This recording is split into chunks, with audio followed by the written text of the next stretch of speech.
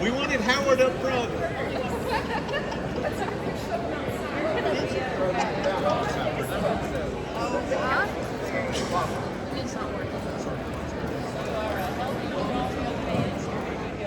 Good evening, ladies and gentlemen. Good evening. We will begin the program this evening. My name is Eric England. I'm the Executive Director of the Catawba Parish Sport Commission. I also serve as the President of the YMCA Board of Directors, and it's a privilege to welcome all of you here tonight for this mayoral forum, the first of many that I'm sure will be held throughout the city during this election cycle. We have a small program that's going to be led by our Chief Executive Officer, Gary Lash, just to give an update on some of the activities that are happening at the Y, and I'll hand it over to him. Thank you, Gary. I want to reinforce again what Eric has said. Thank you so much for coming out tonight, and I want to thank these individuals for wanting to step up and lead our city, because we are involved in making a better community every day. They have stepped up to do that. You have come out to be able to choose one of these guys and lead the rest of the community. Your interest is showing in the forefront that you want to see Shreveport continue to be a better place to live. So I thank you for that. On our board, at our board meetings and staff meetings, I usually give a Y minute. So I thought tonight I'll be real quick, give you a Y minute or three about what the YMCA does. We're trying to do these, we're doing these events to, number one, make people feel good about Shreveport. Number two, draw attention to some issues that we need to clear up that these folks are going to help us do, and that you're going to take a big part in helping do. So the first thing I want to do is, if you don't mind standing with me and saying the Pledge of Allegiance. I'll say a prayer and I'll show you some things we're doing to make our community better. Thank you. I pledge allegiance to the flag of the United States of America and to the republic for which it stands, one nation, under God, indivisible, with liberty and justice for all. Thank you, Lord, for letting us come here freely in this country to take part in this political process that we are so known for in these United States and in this state. Thank you again for these that have come out. Thank you for these people that have stepped up to be candidates for mayor of our city. And we want to bless them and honor them and bless us, Lord, for this process. We ask in your name. Amen. Amen. So what we do in the community is we build community every day in this facility. If you look over here, some of you remember it, you'll look around and see what's going on. So if you can see this, we purchased a Little League property just across the street about 18 months ago in Capital Outlay. And if you're familiar with Little League, this doesn't look like it. That property is going to be renovated in a very short near future with 9 ball fields. The Cattle Commission is helping us with this because we're going to bring all kids here to play Little League sports, baseball sports, soccer, and some other things like that. Another project, that's hard to see, we're building a YMCA at Forbing. Remember, I took a lot of heat because we sold about 20 acres of Camp Forbing, and we kept about 18 acres as a placeholder to have something in that part of town. So we now have that drive by that area, the Kroger Marketplace.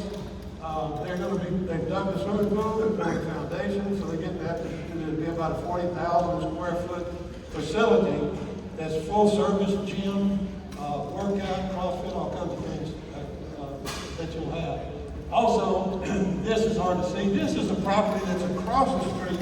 Behind this PHP are now Delta Pathology building. It's about 130 acres, and we're turning that into an outdoor education center. It's going to be phenomenal to be right in the middle of town. So we gave up Foreman something good to get something great across the street. So our campus will be about 150 acres right here in the middle of town. So it's going to be phenomenal for our community to have the baseball, to have this, and things that we can involve kids and adults in some very good things, and you're not going to have to travel to Broussard, to Sterling, to these places to play. Another thing that we have done, we have a program called Safety Around Water. Every second grader is bused here by Kettle Parish School, and it's a water safety program, both in water and out of water. And this is the fourth year, this past school year, is the fourth year that we've done this, and we had 12,000 kids come through here in that 4-year period and learn water safety. So hopefully down the road that will help our community. So I'm going to turn this over to Jeffrey. Jeffrey Goodman is our marketing and development director, and will explain to you what you're about to see here. Thank you very much. Thanks, Gary. Thanks, Eric. Sorry. So, I wanted to welcome everyone, first off. As Gary said, my name is Jeffrey Goodman. I'm the Director of Marketing and Development here at the YMCA of Northwest Louisiana. We really appreciate all of you guys making the time to be here tonight. I wanted to quickly mention a few things before we get started. Tonight is part of a larger initiative we began here at the Y back in late February. This initiative is called Shreveport-Bossier, My City, My Community, My Home. It consists of 2 components: periodic panel discussions and a weekly interview series. Tonight is the 3rd panel we've hosted, and we've published 19 interviews to date on the YMCA of Northwest Louisiana's YouTube channel, on Spotify, and anywhere else you go to access podcast content.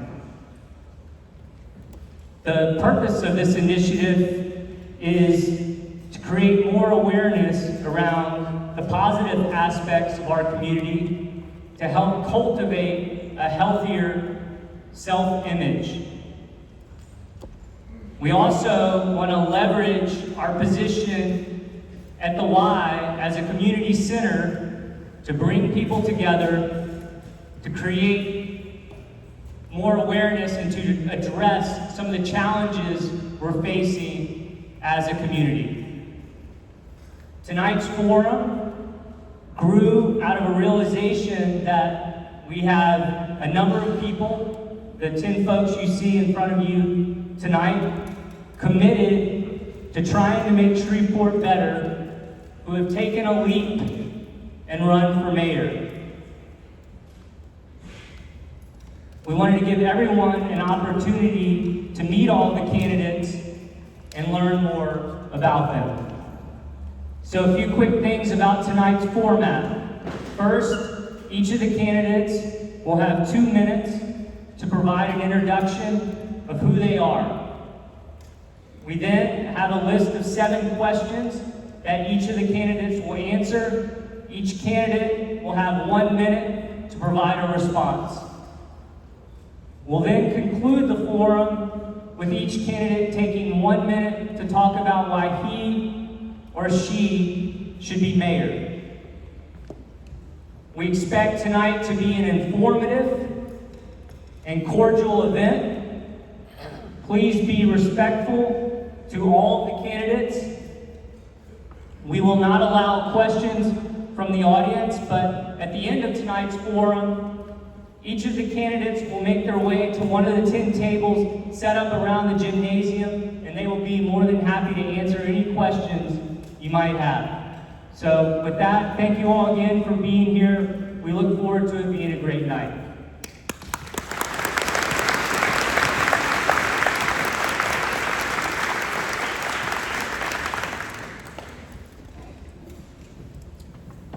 And so Senator Tarver, we'll start with you. John, are you ready? It's not connected. Okay, hold on one sec. Let's try one more time.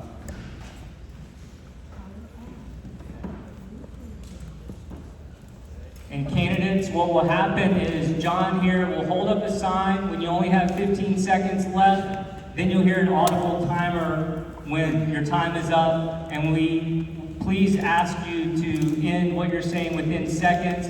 If you do not, we will turn your mic off.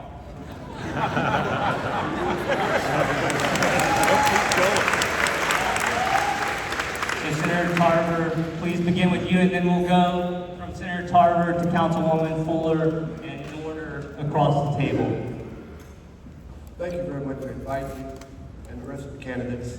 My name is Greg Tarver. I'm running for mayor of the city of Shreveport. Let me give you a little of my history. My family's from Shreveport. We've been here 125 years. We run a mortuary, we run an office supply company, and other companies that my family runs. Let me give you history about my political career. I was on the city council, the first city council in the city of Shreveport. I served with Mayor John Hudson for about 8 years or 9 years. We had a good leader, Jim Gardner. That is when the city council was really working together for the betterment of the city of Shreveport. Then I decided to run for the Senate. I ran for the Senate. I won the Senate from this area. I placed on finance once I got into the Senate. Then we started getting money for the city of Shreveport. We worked $100 million that was allocated for the intersection of the I-49 here in Shreveport. Over $61 million for the LSU Med Center, $27 million for Southern University, and $10 million for the Amtrak. I did not do this by myself. We worked together for the betterment of Shreveport. I see we have Senator Peacock here. He worked with us. We looked at what is good for Shreveport. We didn't care if you were Democrat or Republican. We didn't care if you were black or white. We just joined hands and worked together for the city. Because that is what we need right now. If we don't have something if we don't do something about the city of Shreveport, we're going down further. Thank you very much.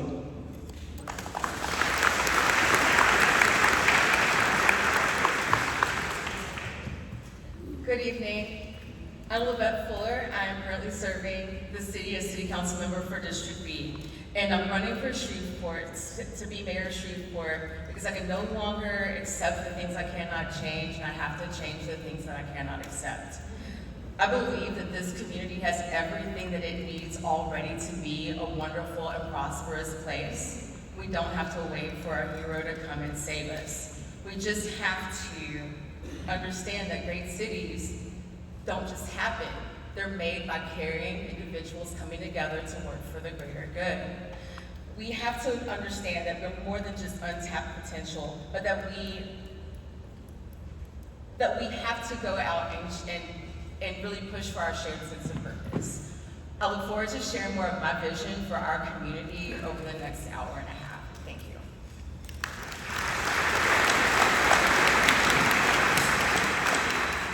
Good evening. I'm Tom Arceneaux, and I'm passionate about Shreveport.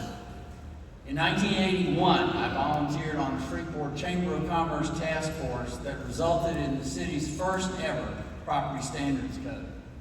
From 1982 to 1990, I served Shreveport's District C as councilman. While on the council, I authored ordinances that revamped the city's budget process to make priorities and decisions more understandable and more transparent. While on the council, I served as chair of the Utilities and Audit and Finance Committees, as well as chairman. I was a constant advocate for the enforcement of property standards. Since then, I've remained part of the public policy discussion in Shreveport in a variety of volunteer positions. Elizabeth and I live in the Highland neighborhood. We know from personal experience the frustration of slow-moving enforcement of property standards and the refusal of owners of blighted properties to either sell them at a price where someone can restore them or restore them themselves. We understand the frustration of gunshots in the night. I served 13 years as a member of the board of directors of the Highland Restoration Association, including 5 as president. During that time, I played an active role as a volunteer participant in the development of the Great Expectations 2030 Master Plan and other activities. I've been a businessman, owning my own practice and being part of law firms and the management teams in those firms since 1983. Elizabeth and I have been married over 29 years. We have a blended family of 3 children and 7 grandchildren, the youngest of which was born last week. I love Shreveport, and I ask for your support and your vote on November 8th.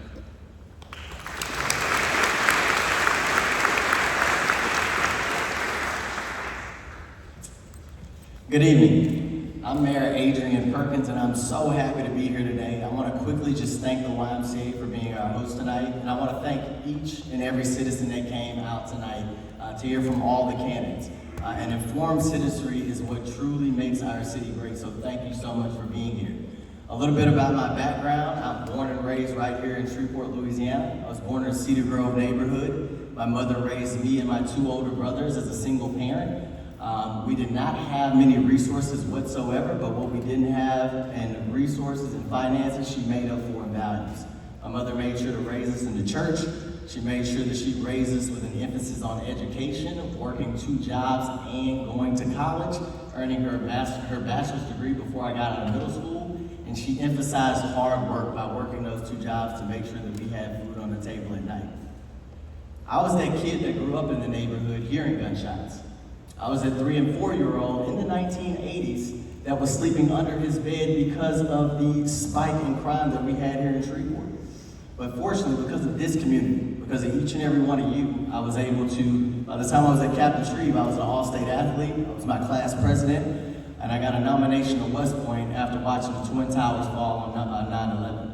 I decided to go to West Point to serve my country, to stand in between those individuals that perpetrated that incident and you.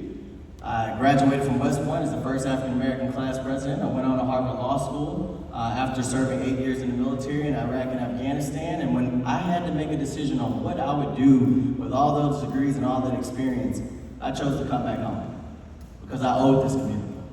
Like I said, each and every one of you were the village that I was raised in, and I chose to come back home and serve. And I was elected in 2018 and have been serving this community through a pandemic, through an economic crisis, and I'm asking your support to continue to serve the next 4 years so that we can keep pushing our city forward. Thank you.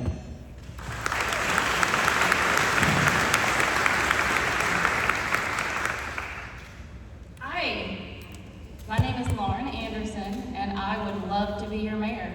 I love Shreveport, and I am so happy to see so many people here. You don't even have seats, but you're still here. A little bit of my background. I went to Bossier Parish Community College for a year. That was a fun time. I took lots of different classes to see what I liked. It was affordable. The cost of living here is very affordable. One of the many things I love about Shreveport. I got my bachelor's from LSUS with a minor in Spanish. I love my foreign languages department. Foreign languages for a student, it opens up an entire world. And I would like to see more of that in Shreveport. But I do not really like talking about myself. So what I would really like is after this, we have a meet and greet. I would like for every single one of you, if it takes all night, I don't care. Every single one of you approach me, introduce yourself, let me know. What is it? What do you need from Shreveport to make you feel safe in your home? What's gonna make you feel safe going out to walk your dog? What's gonna make you feel safe going across town to get something because it's not offered in your neighborhood? Finally, ultimately, my goal, what's gonna make you feel proud to say, I'm from Shreveport, I live in Shreveport, and I am proud of that fact. What's it gonna take? Tell me, I wanna know. I don't have all of the answers. I need each and every single one of you to let me know. Thank you.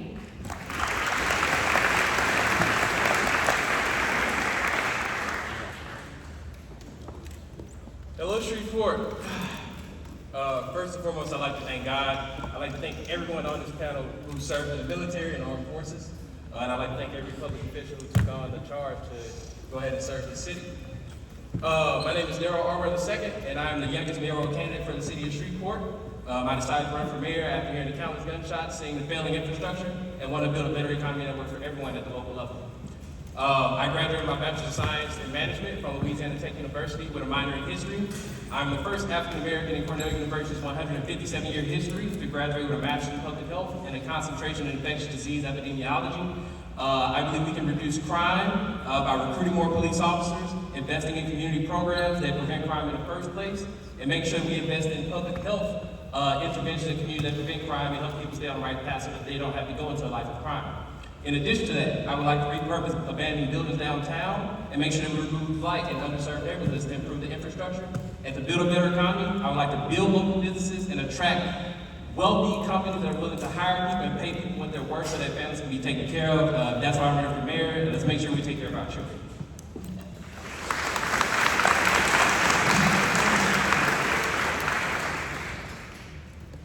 It's my turn. Good afternoon, everybody. I'm standing up because I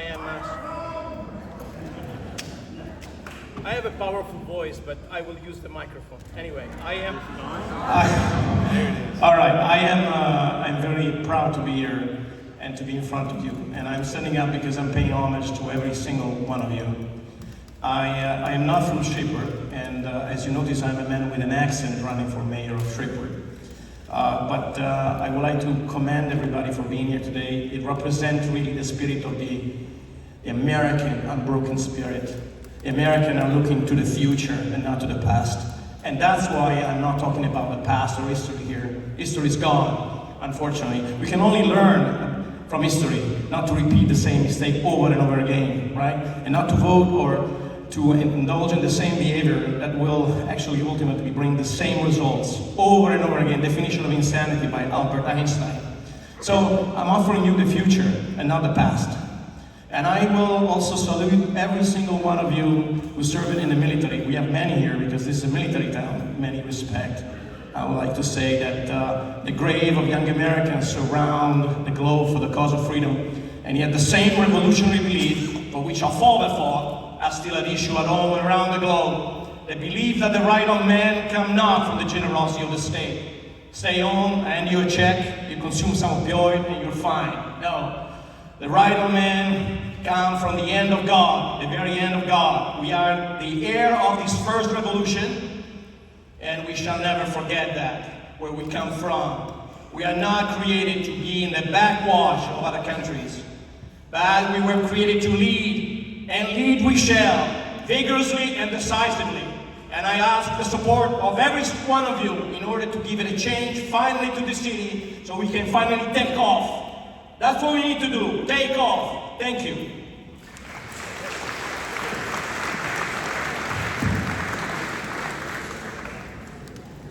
Good evening, everybody. My name is Tracy Mendels. My degree is from the United States Army. That's the best that I can do in that department. Right out of high school, I went into the Army, and I spent 14 and a half years there. During that time, I developed the computer databases for my company. I was a training NCO for the company. NCO is a non-commissioned officer. I was chosen to do quarterly briefings for our Commander General. I was also an armor and a supply sergeant for 2 different companies with over $20 million involved. Excuse me. I restarted the Neighborhood Watch program at Fort Carson, Colorado. After I left active duty military, I went to work for the VA hospital in Topeka, Kansas. While I was there, I was the first female police officer to be hired. I was trained in mental health disorders and disturbed management behavior, which right now is extremely important. Once I left here, my mother got ill and she asked me to come home, back to Shreveport. I got a job with the Shreveport Police Department and I stayed there for over 20 years. During those 20 years, I patrolled in every neighborhood in this city. Not only did I work as a patrol officer, I worked as a crime scene investigator for over 10 years. The gunshots that everybody hears every night, I was there. I worked hundreds of shootings and homicides in the city.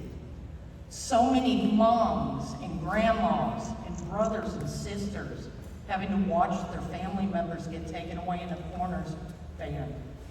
It became too much for me. I want to run and to be your mayor because my family, our future, and everything depends on what we do today. We can't wait any longer.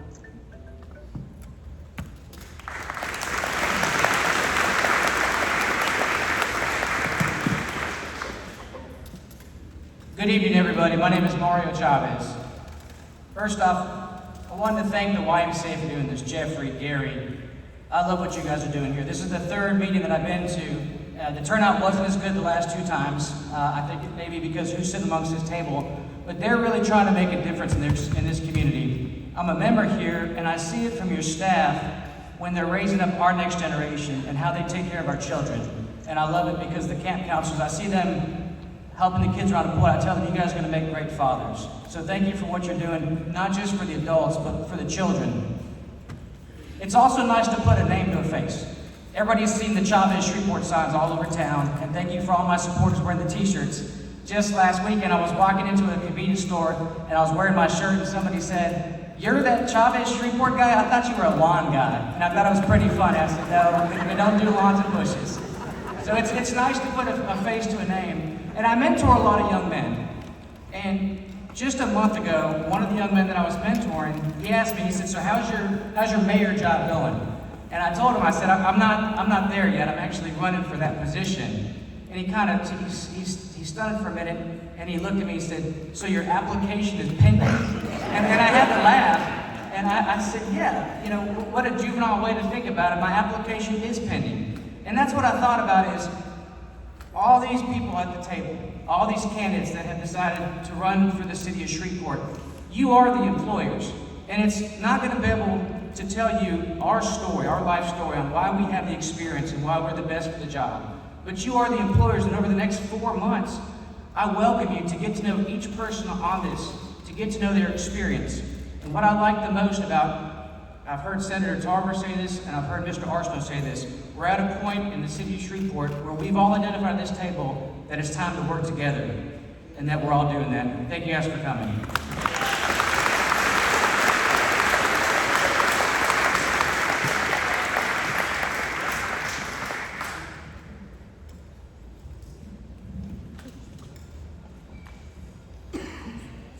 Good afternoon. Good afternoon. First, giving all glory, giving all honor, and giving all glory to the Most High, which is the Lord. Amen. If I'm not mistaken, the moderator said she wanted to hear something about the person. Well, the person, Melvin Gerard Slack Jr., that's my name. My mom named me Melvin Gerard Slack Jr. after my father. My son's name was Emmanuel Slack, or Emmanuel Larry Slack, that passed in a fire on June 4th of 2021 that I lost in a fire last year. About Melvin Slack. Melvin Slack grew up in West Monroe, Louisiana, traveling up and down I-20 to Drew Elementary School along with his mother, which was a teacher, which was a principal, which was an educator, someone that whooped my ass every day all the way to school when I couldn't answer the question that she was answering, that she was asking of me. But she made me learn. So I appreciate everything that she did for me. My mom's name is Miss Jackie S., which stands for Spivey Slack. She's a graduate of Grambling State University, where she graduated from. Along a little bit about myself again. I came up from Drew Elementary School to Richardson Junior High School in West Monroe, Louisiana, where I was transferred from there to Carroll High School, Louisiana. And I thank God for Carroll High School, Louisiana, because that's a school that taught me how to be a man, taught me integrity, taught me humbleness, and most of all, it may sound crazy, but it taught me how to fight. So I had to fight physically, mentally, and spiritually. But I thank God for the United States Army. Thank you. We need where I graduated from. Thank you.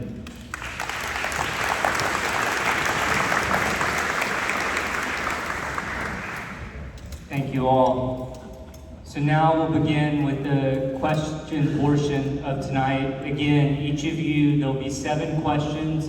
We'll start with Senator Tarver and work our way down the table in question 1. Question 2, we'll start with Councilwoman Fuller and work its way down and so on. So my first question, again, each of you have 1 minute to provide a response. The first question is, what ideas do you have to attack crime? Well, we know crime in Shreveport is an emergency, and we know what's happening in Shreveport is very, very dangerous in the streets of Shreveport, Louisiana. I think that we need to hire someone who's basically, and you have a lot of good people. Let me say, you have a lot of good people work for the Shreveport Police Department. I know, I deal with them a lot in being in Baton Rouge.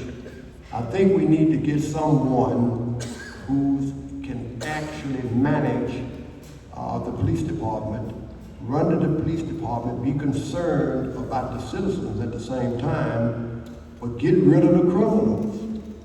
It's not going to be easy. You'll have to make sure that people who are shooting today, you'll have to make sure they go to jail and make sure they prosecute it and not cut a deal all the time. I think the police department right now is doing what they can do, but they need leadership. I do have a person, and still talking to that person about the leadership. Thank you.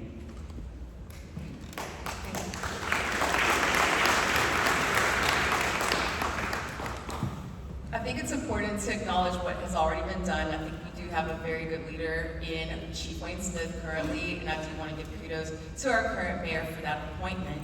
In addition to that, I will say that I'm proud that we were able to give a 13% raise to our existing police force, but that still keeps them below the national average and the regional average, and we've got to keep striving to do better. We can talk about the technology, but I can't hit every single thing in 1 minute, but it's not just about crime, enforcement of the law. It's also about what we can do to invest in our neighborhoods to prevent the crime in the first place. We have to get rid of the blight. We have to keep our neighborhoods clean and to be places that we are actually proud to live in, as well as looking at things from the enforcement side. But it would help us if we didn't drop gun charges when people get prosecuted. Thank you.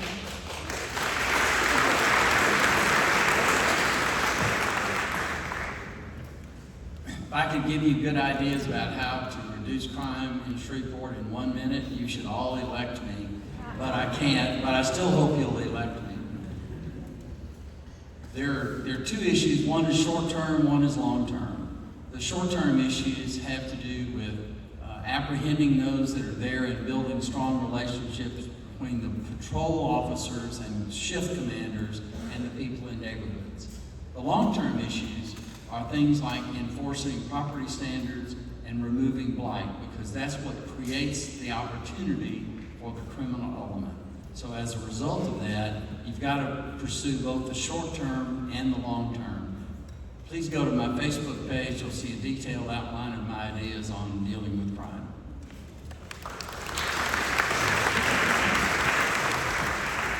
Tom, I'm going to try to squeeze as much as I can in a minute to get their vote.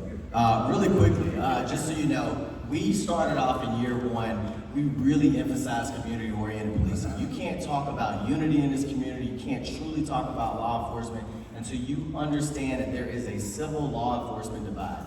There is a large chunk of our community that does not have trust in our SPD officers. And in year 1, we emphasized community-oriented policing. I got out there myself, quarterly with our officers, knocking on doors, making sure our citizens understood what our officers were out there to do, and we built that relationship. It was the safest year in Shreveport in 40 years, but what happened after that? Year 2, COVID hit, and crime went up across the country.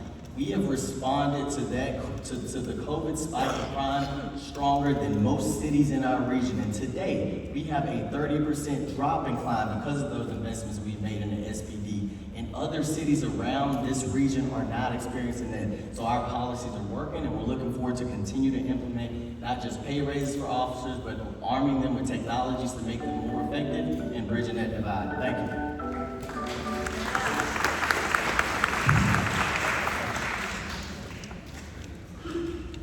In this area, we have an endemic child abuse issue. It's a very sad topic, and it's something that a lot of people around here don't know about. I did leave out the fact that I'm an attorney. Who wants another lawyer? Anyway, I practice criminal law, and I practice family law, and I practice at the juvenile court. These children who are the victims of abuse, their needs are not being addressed at home. So what happens is they turn to the streets to find that support system. The majority of the crime occurring is being allegedly committed by people under the age of 25, people under the age of 21, people under the age of 18. We have to address the child abuse. And when we do address the child abuse, when we hold abusers accountable, this entire area will transform. The crime will reduce, and issues with addiction, codependency, domestic abuse will decrease as well. Thank you.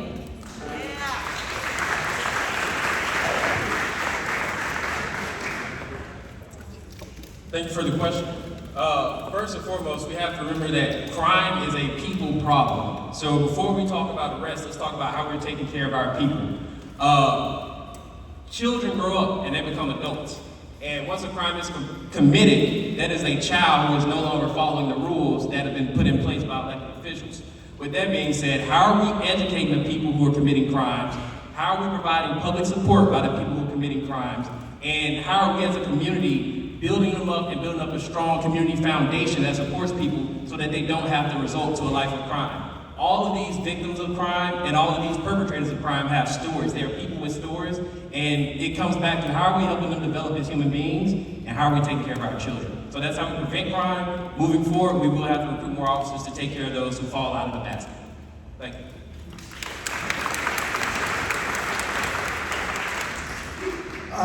Again, my name is Julius Romano. I was a former military police. I know what to come from the principle of militating a city, and also what come from the principle of policing a city. It's not fun, man. I'm gonna tell you, you cannot resolve crime just putting more cops and bars around now. You have to be attacked from multiple fronts. Prevention is one issue. And give those people who want to work the opportunity to work, to get out of the house and support their family. That's what it is. And there are so many other. I studied this for 10 years, how to resurrect a community that is arrived with dead end. So trust me, 300 days and I will resolve the crime. Because the crime is not resolved by itself. We, all of us, we will resolve the crime issue in this town. Thank you.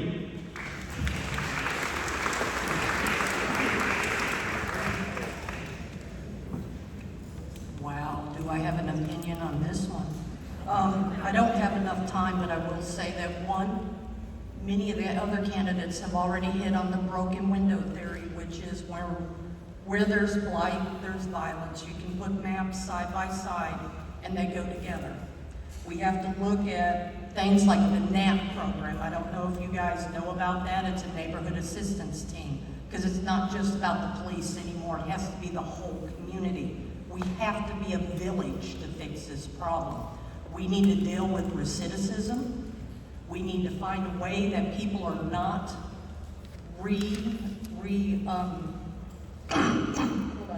I'll tell you that COVID gets you one time and it's there forever, ain't it?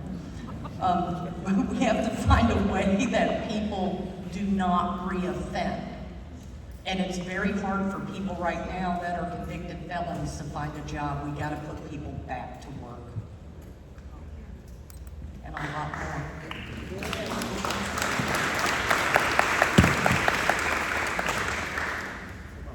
So here's one of the biggest things that we lack as a society. We have law enforcement officers flanking me to my left and my right. I think first off, we owe them a round of applause for their hard work.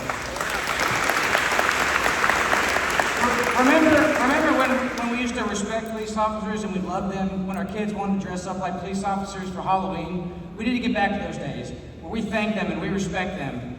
And the police department, they can't be everything to everybody. They can't be the fathers. They can't be the teachers and the counselors.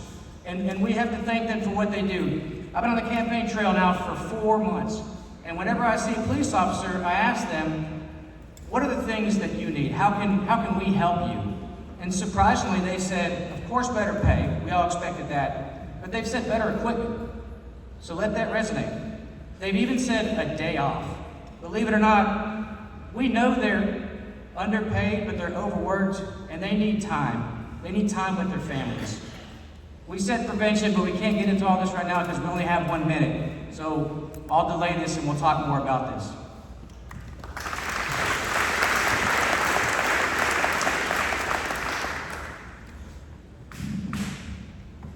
Good evening again. I'm talking about the crime. Shreveport, whether we want to say it or not, the entire city of Shreveport, the entire city, whether you're in a black neighborhood, whether you're in a white neighborhood, whether you're in a Mexican neighborhood, no matter what neighborhood you go to, guess what? This is a gangster city. You ain't got to agree with me. You got Bloods, you got Crips, you got Rolling 60s, you got the Cooper Road, you got the 19s, you got the 15s, you got the 14s. It's a gangster city. And if you don't have someone with some gangster type leadership, you're not gonna stop this crime. And what I mean by that, you got to have somebody that got street mentality. Ain't none of these people up here got no street mentality.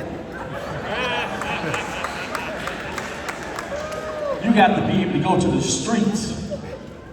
See, we made announcements on TV. Ain't no crime going on at the Lake Perkins. Ain't no crime going on at the City Hall, Chavez. The crime is in the street. That's why I hadn't made no announcement. You better get you a gangster to run Shreveport, Louisiana if you want to stop any of this type of crime.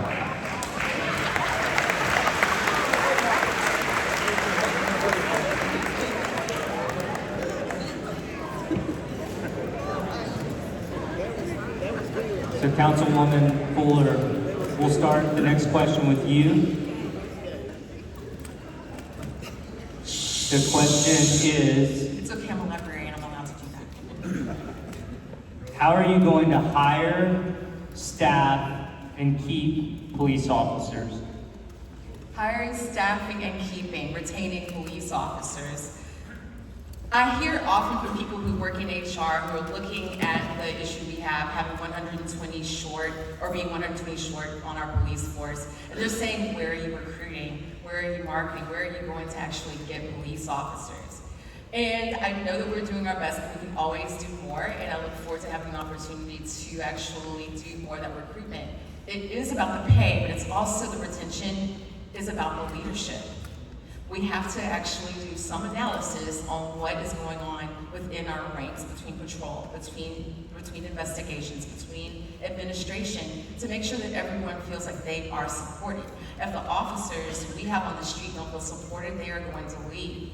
It's not just about the pay, but when the quality of life and the amount of calls that you do on a shift is so heavy that you know that it will be a vacation to go to another suburban community where you're getting paid more, it's going to be easy for you to make that decision. And I also want to give a shout out to my father who is here tonight, retired SPD Lieutenant Everett Fuller, and I know firsthand what it's like to live in a house that's being run, a household being run by a police officer.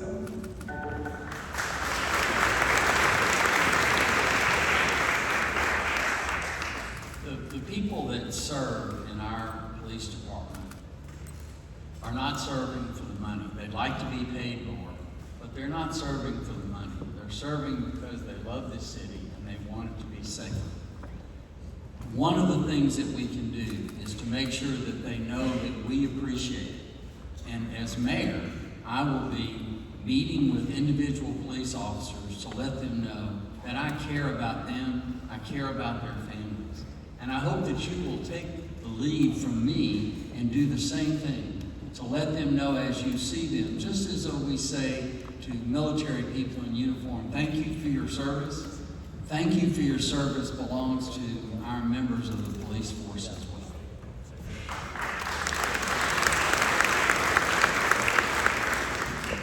Yeah, I've challenged Chief Wayne Smith, a veteran of the police department of 40 years, to recruit 100 additional officers in the next 18 months. That's very difficult, but we can do it. And some of the things that we've already done, and I've already hit on, we gave pay raises so that we can become regionally competitive. And that's always dependent on the budget. And I'll talk about the budget a little bit later, but we're going to continue to do that until we can match our region at least. We talked about equipment. Those black police cars you see riding around the city, we were able to accomplish that as well. So we're giving them the equipment and the tools that they need. We're equipping them with technologies, multiplying forces. So even though we're 120 officers down, we still have coverage in our city and we can still keep our city safe. Something that we're going to continue to do. I've called a state examiner to try to give bonuses, to try to give $10,000 bonuses, which is against civil service laws right now. But I'm going to continue to try to do everything I can to recruit officers to our city because they're right. They do deserve a break. They're out there fighting for us each and every day. They fought for us on the front lines of the pandemic, and I have been out there personally showing them my support each and every day. Going out on patrol, going down to SPD, fighting for them, and together as a community, as long as we support them, I guarantee you they're going to get their message. Thank you.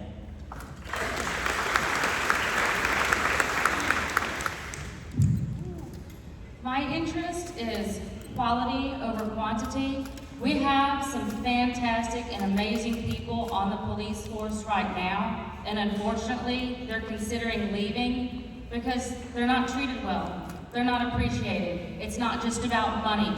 It's about coming to work, feeling like your boss has your back, and feeling like you're appreciated by your coworkers and appreciated by the community. This is going to be a collective effort.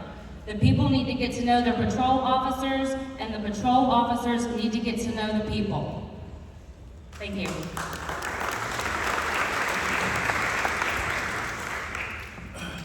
Today, it costs too much to be a Shreveport police officer.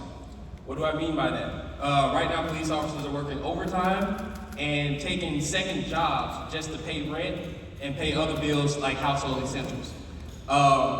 I'm going to take a bit out of the current mayor's pocketbook, and I believe a better way to recruit officers will be able to find police officers like Chief Wayne Smith, going down I-49, going into rural communities who find value in moving and serving and protecting the city like Shreveport, Louisiana. I do believe that police officers and other personnel should receive higher pay. I would not want to work for $35,000 a year as a police officer. I've tried working for that low cost. And I believe we need to serve our police officers the way that they are serving our community. With that being said, that's why I'd like to start.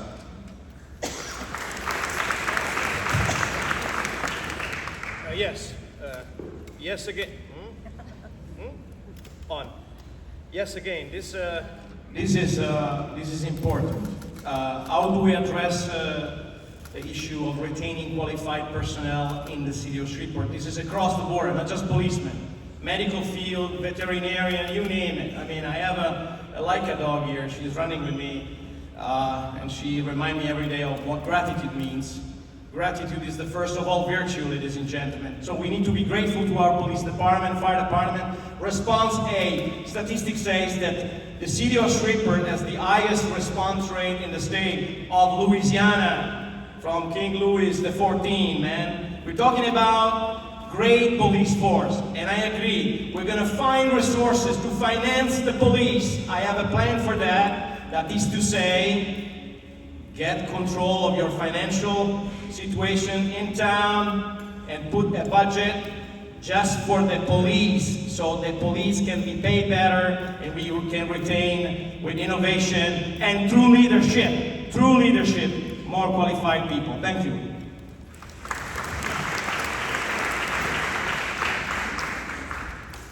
in reference to recruiting police officers. We need to not only go to places like Barksdale, Fort Hood, Fort Polk, we also need to start hitting our universities. We need to be at LSU, we need to be at Southern, we need to be at Grambling. We have multiple young people that are graduating college with criminal justice degrees, and the SPD pays a little bit extra for that too. One of the things that SPD wants, and I've talked to many because most are my friends and I'm married to one, 10-hour shifts. If they could go to 10-hour shifts, that would give them 3 days off, more time at home, more time to work extra jobs if they need to.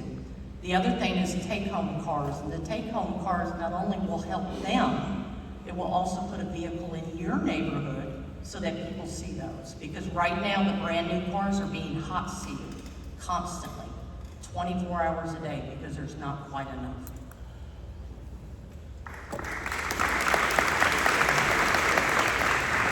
So how do we retain and recruit? I mentioned respect. That's the retention. You may not know I'm a business owner. I've been an employer for 20 years. So I do this on a day-to-day basis on how do I recruit new employees. And it's all about taking care of your employees. Civil service law may dictate we can't offer bonuses, but you'd be surprised on this new generation, what they like as bonuses. Days off, vacation time, gym memberships. There's a lot of things that this new generation, and we have to think out of the box. How can we incentivize them to stay? She mentioned Barksdale. I agree with that. I'm also a military veteran. I fought in combat over in Iraq in 2004. What I saw us do in the military is we offered sign-on bonuses. If we had a depletion of a specific type of soldier that we needed, we offered a sign-on bonus. We had one-time monies come down from the federal government. We can figure out, by being innovative, on how to get this done. If we have to go to Baton Rouge to fight civil service law, to take care of our officers, then that's what we have to do. Thank you.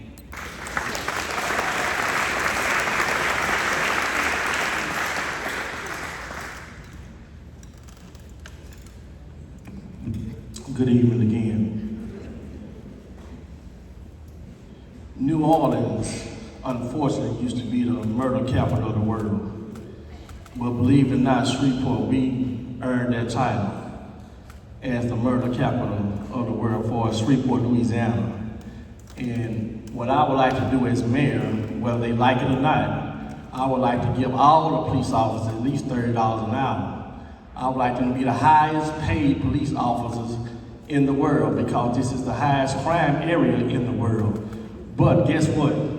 We can't do that if I'm the mayor and I'm spending all this money at the Essence Festival. I can't do that. I can't do that if I'm spending all this money on all these fancy cars. I can't do that. I can't do that if I got all these big old houses and townhouses. I can't do that. But I can do that if I start saving money and stop spending all the money I want to spend on myself and spend it on where it needs to be spent on. Because a lot of these police officers have flats, can't even fix a flat. Run out of gas, don't even have gas at Circle K, sitting there trying to get coffee early in the morning, can't afford coffee. Thank you. Pay the people.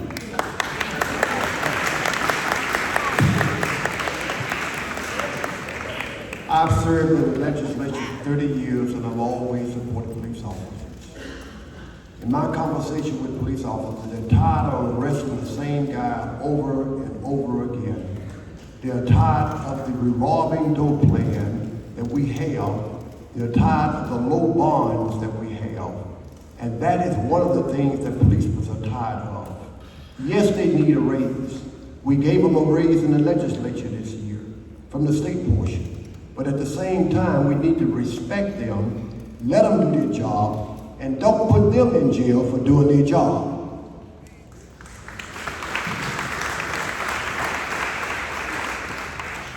So Tom, this next question will start with you. And the question is, how are you going to create jobs?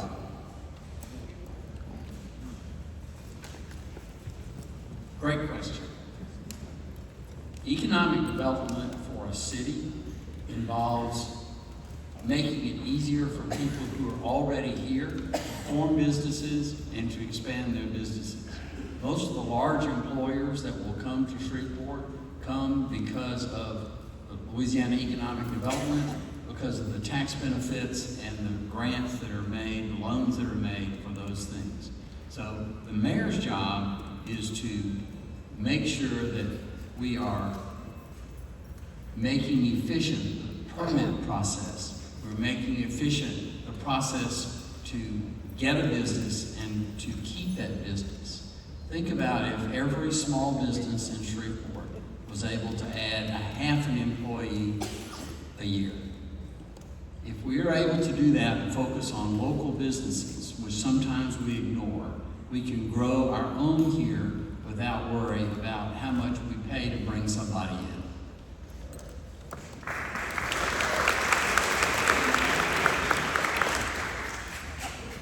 I'm going to answer this question starting off with some statistics. Shreveport's economy right now is actually the second fastest recovering economy in the state of Louisiana.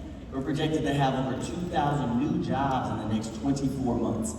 Unemployment, we've already recovered, and the unemployment rate has already matched what it was before COVID-19. Our economic development policies here are working. When I came into office, we had economic development entities in the city alone, pushing in various different directions. We've been working alongside them, and I made a campaign promise that we would have an economic development team at City Hall, and that's what we have now. We went from 1 person to 4 people, and we're gonna continue to grow that as long as we're seeing progress, and that's what we're seeing right now.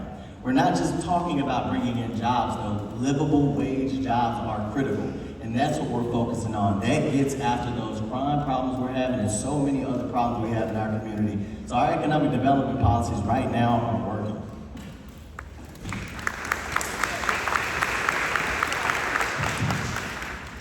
As far as creating jobs around here, I would like to promote local entrepreneurship. We have multiple schools, universities, educating our people. We have so many smart, talented, creative, hardworking people. They just need someplace to go, basically. Whenever I first moved back here, I moved back in 2017, I got to know the Shreveport Chamber of Commerce. Unifying local entrepreneurs, people interested in starting their own businesses, running their own businesses, they can be unified with the Shreveport Chamber of Commerce, which will get them legal, help them avoid liability, help them be successful business people who can also provide jobs to other people. Thank you.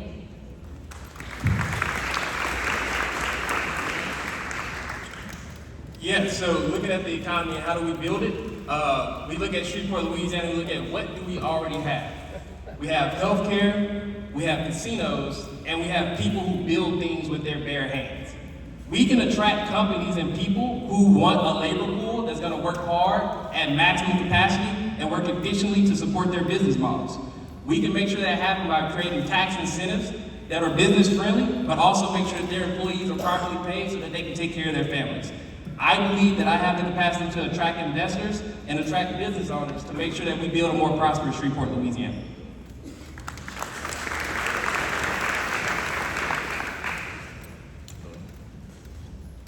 Julius Romano, and I'm reading out on my plan here. I am also, besides being a military commander, military police commander, I'm also a professor, right? So I study this stuff. Here is leadership equal job. Jobs equal leadership and opportunity, bringing down new companies from all over the world that want to be here. And they want to be here, let me tell you. You don't know what's happening in Europe. They are fleeing left and right. Airport hubs, no more subsidized handful of flights, Pacom, TAPS, Southwest, JetBlue, whatever it is, whatever color they have. Discount company, and we'll have to bring it down and change from in the 70s, when my uncle was here working in the oil field, right? There were 50 flights a day, and now there are barely 15, subsidized. International connection networking equal jobs, city improvement equal job, contract equal jobs, taxes equal jobs. Let's move, ladies and gentlemen, let's move ahead. True leadership, not salesmanship. Leadership, that's what we need. Thank you, Leica, thank you everybody.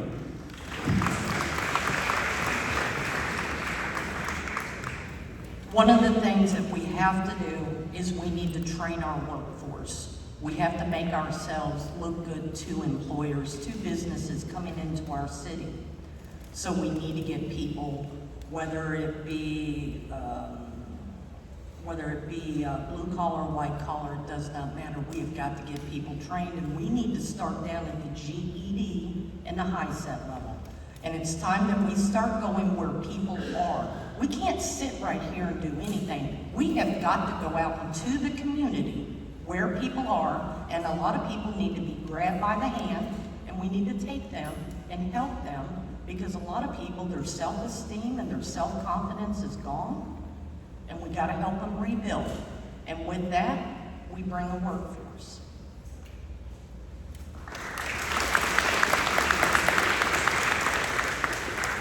So I have a unique perspective on this because I am a job creator. My wife and I both own businesses. I have owned mine for 20 years, and we both are job creators. We moved here because General Motors shut down in Van Nuys, California, and then unfortunately the plant shut down here. Shreveport used to make things. We used to build things. We used to send them out over the interstate. We used to make phones at Western Electric. We no longer do that. So we see what happens with all those plant closures. So the way to increase revenue, the way to make jobs, is to build stuff here and send it out of the borders of the city of Shreveport. How do we do that? We're poised to be the next great tech hub of the South. We're already a medical corridor. We need to capitalize on that, build more on that. But we have a Tier 3 data center right here in our city where we could build software, where we could send it out over the internet, not over the interstate, and work on a global scale. Everybody in this room operates on a global scale. If you bought something at Target or Walmart, you operate on a global scale. Why is Shreveport not? It's time to start.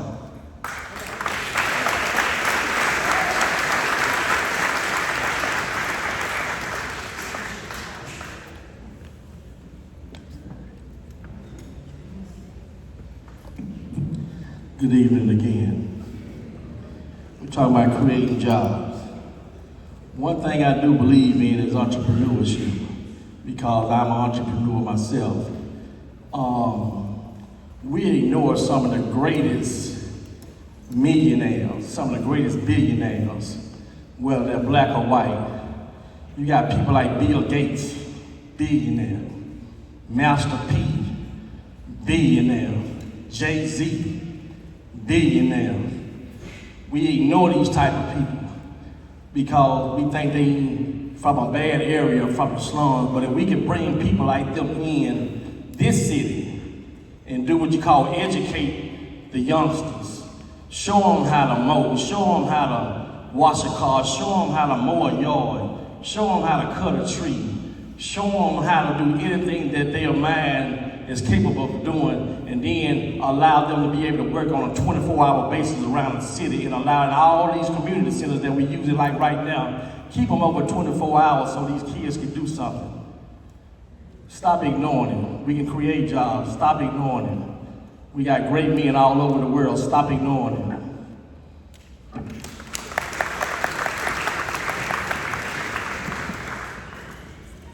We need to make Shreveport more business friendly, especially the MPC. They are running business out of Shreveport. 2 businesses left Shreveport and went to Blanchard. And let me say something else to you. Where have we been? We have jobs, but we don't have the people to fill the jobs. I'm in business. You cannot find truck drivers in Shreveport. You can't find people to do the work that you have jobs opening right now. You have about 10 or 15,000 jobs opening in Shreveport right now, and you cannot find people. Go look on the door of every place that you go. You say, need help. Even the hamburger places, need help.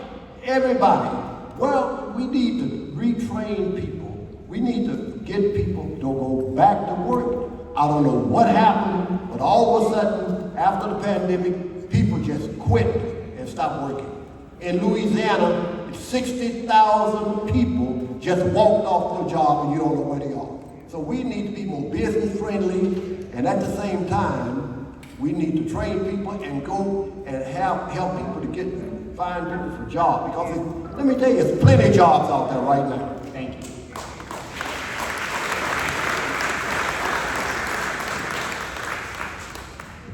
It's wonderful to hear so many people say that they want to support the spirit of entrepreneurship in this community, because we do make things, we're just making them on a small scale, but all of those things can be scaled up. What we have to do as far as policies go inside our administrative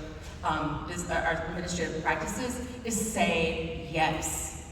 We have to say yes first. When you say that the MPC is shutting things down, what they actually do is they kind of go, we've never done that before, I don't know if we can do that, instead of just saying yes and working from there so that we can do the things that the entrepreneurs with the big ideas want to do. The other thing about workforce development goes back to what you learn in education about Maslow's hierarchy of needs. If you don't think a child can learn, they don't feel safe, fed, and clothed, how do you think their parents feel when they're growing up and when they're raising their children in unsafe environments? They can't learn the new skills for workforce development if they don't have those things done too. And part of that is on us. We have to fix up our city. We have to make it a place we can be proud of. Thank you.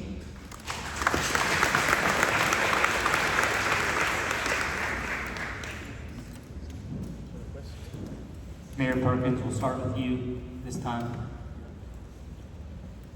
The question is, how do we make it easy to do business in Shreveport?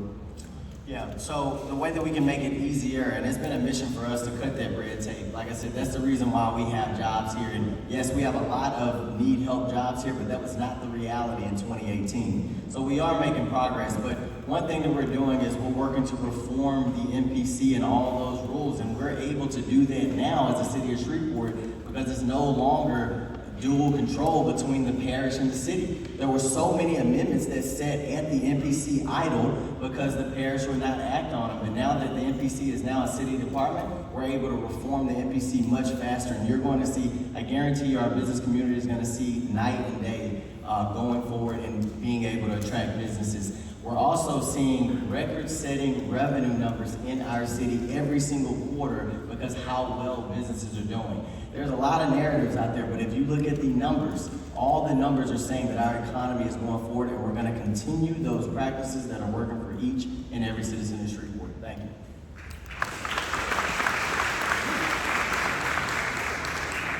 Okay, how to make it easier to do business in the city of Shreveport. Once again, we have plenty of talented, qualified people. I'm about to do some advertising right now. Those people just don't know how to cut through the red tape of bureaucracy, basically, to file their paperwork with the state. So if we can let these people know the legal steps that they need to take to be qualified, AKA consult with an attorney. An attorney can help streamline the business process. Also, back to the Shreveport Chamber of Commerce, they can help these local businesses be more streamlined and avoid liability. And they can help them understand the local laws and ordinances. Oftentimes, business owners, small business owners, they get frustrated and beat down by the bureaucracy and the red tape. We have to educate people so that they can do business more easily. It just simply comes down to education.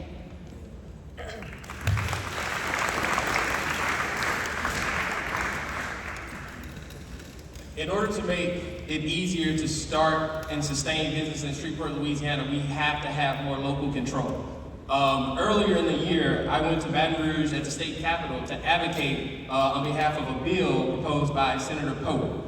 And that was to create more local control over the taxes that businesses pay throughout the city of Shreveport. Right now, the state is using this outdated format that puts the control of Louisiana and local city dollars in the state's hands as opposed to the people who actually benefit from this. And I advocated on behalf of this bill with teachers and other advocates and nonprofits who want to see those tax dollars go to schools so that we can build better schools and make sure we improve education in Louisiana, because we rank nearly at the bottom of the entire list within the United States of America when it comes to education. So we have to get more local control so that we can build out streets like North Market, like the Kettle Parish Commission is doing with the ITEP, in order to build more business. Think about where North Market could be within the next 5 years.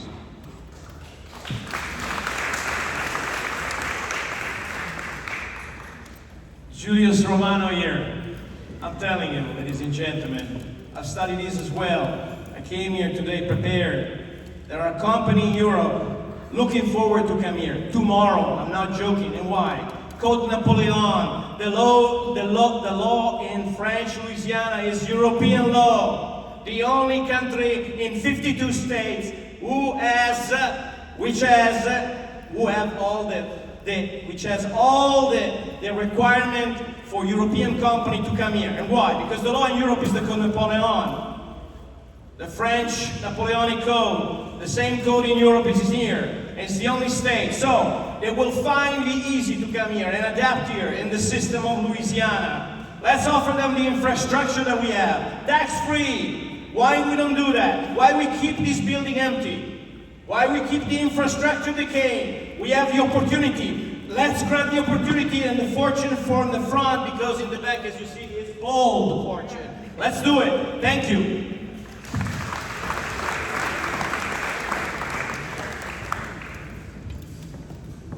In reference to bringing jobs, making it easier to bring jobs to Shreveport, it's obviously going to be a multifaceted issue. One of the main things that we can do is look at tax incentives, but I want to go past that. I want to look past the box. We have to make our city attractive. We have to do something with the crime, and we have to do something with the trash everywhere.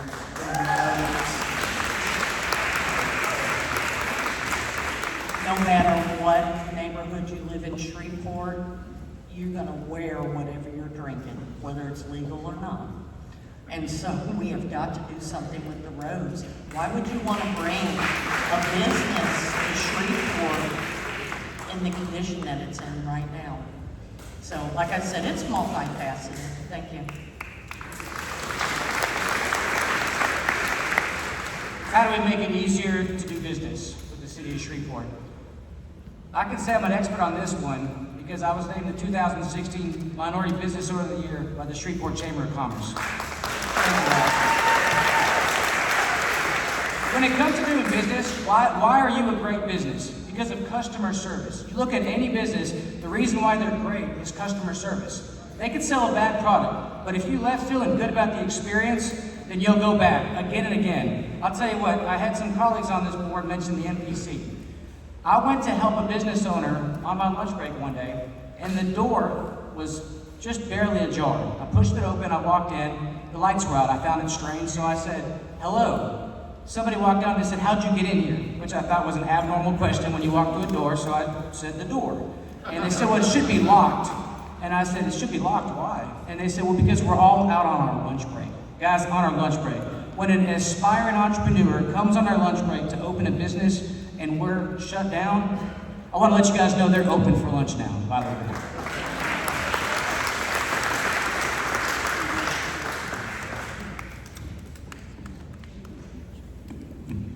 Good evening again. We're talking about how do we get jobs easier in Shreveport. Well, I don't know about you all, but I'm gonna stand on my own on this one. My dad always told me nothing was easy in life. You had to work for it.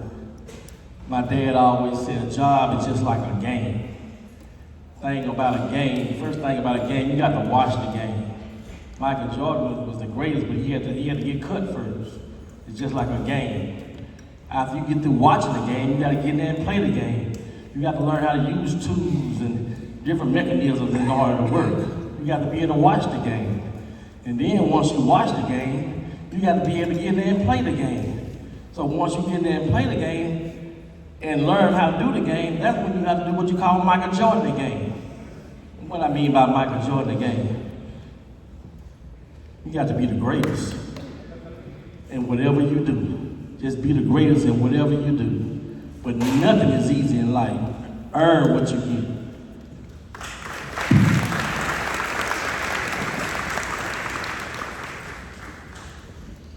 Shreveport, it's hard to do business in Shreveport because of the MPC and other problems.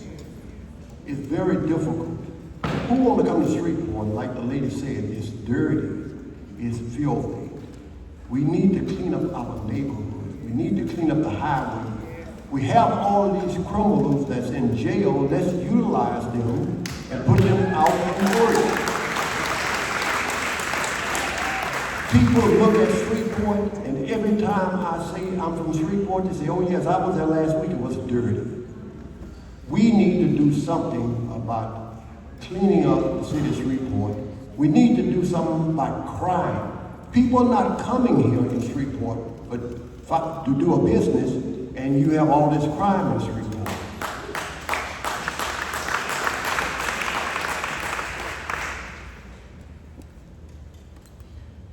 With regards to what the administration has control over when it comes to making it easier to do business with the city, it comes down to the red tape and it comes down to consistency. There are too many inconsistent practices, and more than that, you don't know where to go when you want to get started. You have permitting, you got building occupancy, you have zoning. There should be a checklist that just helps you get a roadmap to just get through everything you need to get done. But you can't do that if those departments within the city aren't working together. So the first step is to streamline the way they work together, then streamline the process, and then make that process apparent to any business, big or small, that wants to do business in this community. Thank you.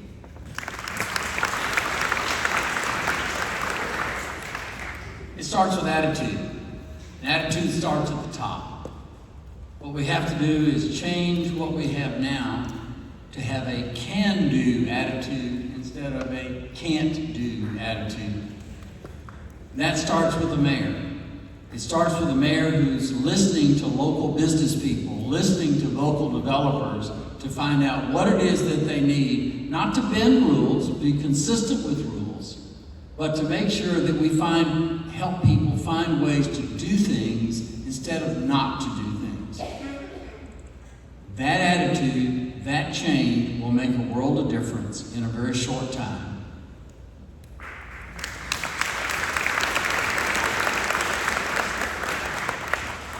So we want to be respectful of everyone's time, so we're not going to go through any other questions. We're now going to jump to the final piece of the forum, which is each candidate having 1 minute to talk about why he or she should be mayor. Again, after this portion ends and each of the candidates have spoken, we're going to give each of the candidates a little bit of time to get to their respective tables around the gymnasium, and then at that point, please feel free to go speak to them. So again, you have 1 minute to talk about why you should be mayor, and we'll start with Lauren, if that's okay, and go Lauren on down. Thank you. My name is Lauren Ray Anderson, and I want to be your mayor. I love Louisiana, and I love the city of Shreveport. We have so many amazing people here. I don't want to be in Baton Rouge. I don't want to be in DC, even though it's a lovely city. I want to be right here, working with every single one of you to make this city, Shreveport, Louisiana, a beacon of the South. I want to be a beacon of this country and a beacon of this world. I have ultimate faith in every single person here. We can all work together and make that happen. Thank you.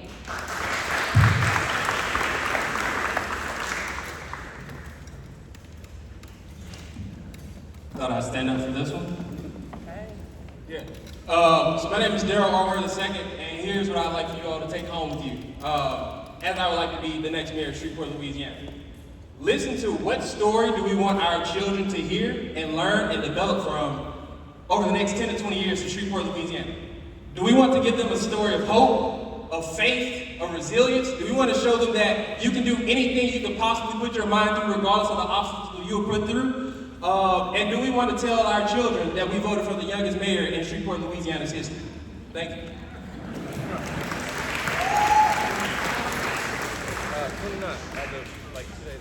Julius Romano. And I would like to tell you, ladies and gentlemen, my fellow Shreveport citizens, my fellow Americans, we are in this here together. We cannot do anything like this. We can do something like this, together. And together we shall overcome every difficulty. Innovation instead of stagnation. Imagination instead of stagnation. We can no longer stand stagnation. Stagnation breeds more stagnation. We need true leadership, a mayor that will stand up and take responsibility. Because, as we always says, defeat as an orphan and victory as 1,000 father. I am a person who take responsibility, and we shall lead the city out of the stagnation. Thank you.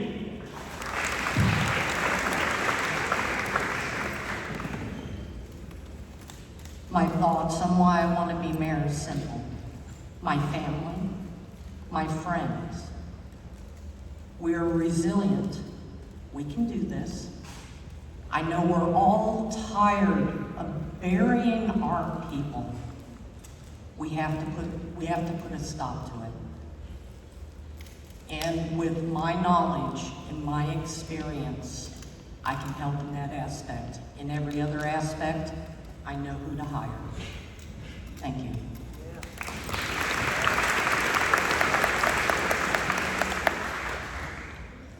The Bible tells us the people perish where there is no vision. Shreveport has lost its vision. We don't have leadership. Thank you. We don't have leadership that's taking us all together, that's unifying us, that's taking us in a common direction, that realizes where our city needs to go, that realizes the greatness that the city of Shreveport can be, that can utilize the assets of Cross Lake, of the Red River, of the infrastructure, that has ran a successful business. I know I can do the job because I have experience. The executive branch of the city of Shreveport, the mayor's office, needs a CEO that's been doing the job for 20 years. I have been doing that job for 20 years. I have been a legislator for the last 7 years. I have diplomacy. I know what it looks like to work across party lines, to work with people that have varying opinions and bringing people together for the common goal. That common goal needs to be the city that we all desire. Thank you.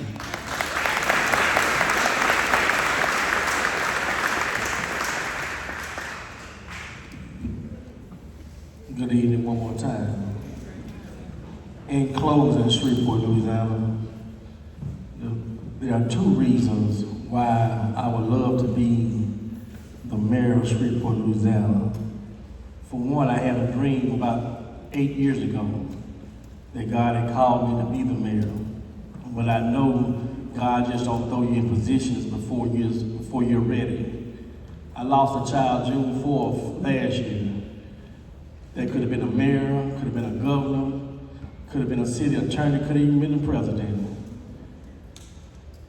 But once God blesses me with this mayor's position, we're gonna dedicate it to my son, Emmanuel Slack, because he should have been the mayor of Shreveport, Louisiana right now. He was just that well educated. But if you get a chance, read the book of Nehemiah, Nehemiah 6. That's what Melvin Slack lives his life by. I'm a wall builder, not a wall tear down.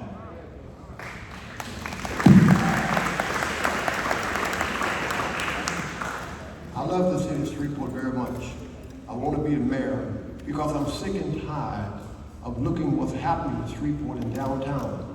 Downtown looks like a ghost town. Let me say this to you. Shreveport is going down faster than a Titanic. People leaving here. People going to Stonewall, everywhere else. We got to stop that. People in Shreveport right now are buying property in Stonewall. Let me say something else to you. We lost a Senate seat here. It's down in South Louisiana. We need to work together as one. We need to put these differences aside, Republican and Democrat. We need to eliminate that because we're not working together black and white. We need to work together for the betterment of Shreveport, Louisiana, and put these little bitty differences, Republican, black, white, Democrat, put it aside and eliminate it. Then we'll start moving. Then we'll start cleaning up.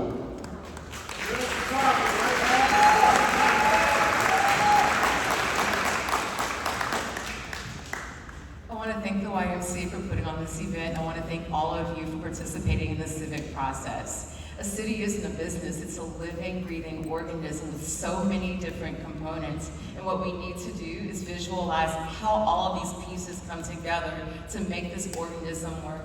And what I'll say to you is it isn't that we have to put our differences aside, is that we have to trust and respect each other enough to disagree civilly and still have that trust and respect. To let that friction, that iron sharpen iron, our policy differences be discussions that make our policies and procedures better. That's how we're going to bring Shreveport together. We're not going to unify behind a lie. We're going to bring all of our truth together and figure out where we can compromise and where we can improve. And that's how we're going to be the beacon of the South and of the world. Thank you for your time tonight.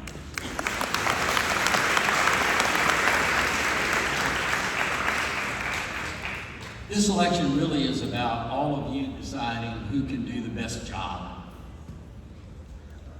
I'm running for mayor of Shreveport for one and only one reason.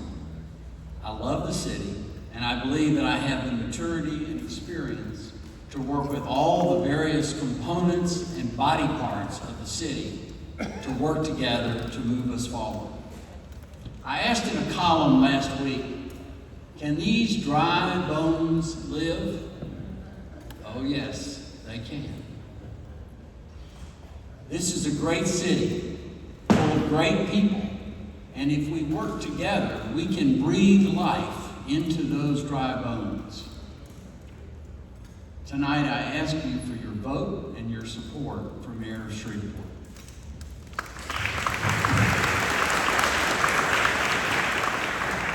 I'm going to stand on the last question because we're about to wrap this up, but I want to end where I started and say thank you all for coming out. I love each and every one of you because I love this city and you all are what makes this city. I want you all to think about what you heard tonight when you hear about the stories and understand this. We all have agendas, every single one of us up here. But we like stories, we like narratives, just being humans. I want you all to look at the actual narrative that matches up with the numbers and understand and not take for granted the progress that this city has made through a pandemic, through an economic crisis. Guys, we are turning this ship around and we can actually do so much more if we come together. The things that have been pointed out, crime, unity, you think those things started in 2019 in Shreveport? We have to work, and it's going to take way more than 3 years. But I promise you, if I get your vote, we're going to continue to move this city forward together. Thank you.